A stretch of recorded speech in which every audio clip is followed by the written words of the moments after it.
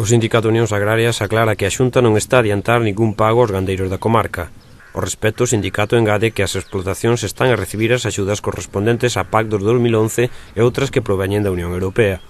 Cartos que lles corresponden aos gandeiros, polo que o sindicato pide que desligue estas aportacións coas que se están a solicitar á Administración Autonómica para paliar os efectos da seca que se está a sufrir nos últimos meses. Os pagos que se están facendo agora son pagos das indemnizacións compensatorias de alta montaña ou ben de zonas desfavorecidas, que son complementos, que son fondos da Unión Europea, con financiados, o sea, pon a parte da Xunta, pon o 75% da Unión Europea, pois o resto, o 0,5% pon o Ministerio e o resto pon a Xunta. Digo estas aclaracións, porque desde Unións Agrarias, ante a situación de seca que estamos sufrindo, entendo que se debe desligar unha cousa da outra. Non se está facendo fronte con este tipo de axudas á seca, sino todo o contrario, nos estamos pedindo medidas que a propia Administración Autonómica ten que poñer en marcha, que son da súa competencia, como podan ser pois a posta a disposición das administracións para a compra de forraxe de créditos a 0% de interés, non?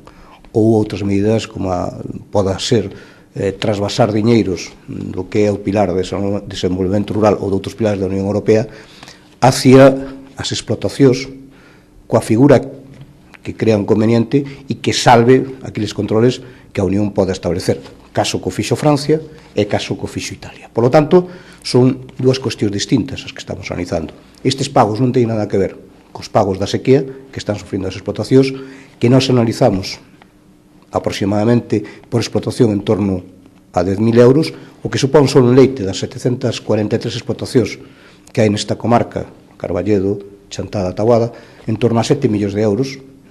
que necesitarían para, neste momento, na actual situación, pois intentar, de algún xeito, facer fronte pois á crisis que están vivindo de alimentación. No mesmo senso, o sindicalista aclarou que os cartos que se puxeron en marcha son diñeiros que se pagaron nunha alta porcentaxe a 31 de decembro e os que se están outorgando actualmente corresponden a medidas complementarias, insistindo que nada teñen que ver coa seca e engadindo que aínda hai explotacións que non cobraron as correspondentes axudas.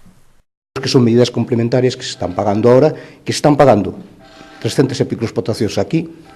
100 e pico en Carballedo e 80 e pico en Taboada. Co cal en Taboada ainda quedan unhas 200 explotacións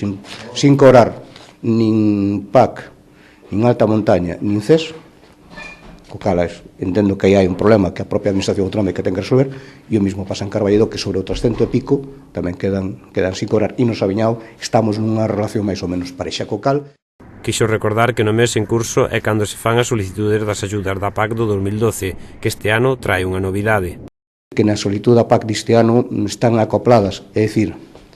os xatos que se sacrificaron na campaña 2007-2008, eses xatos ora vai lles pagar, non teñen que justificalo volvendo seguir matando xatos, sino máis pagar o que xa haberan solicitado no 2007-2008. Pois é unha cousa que deben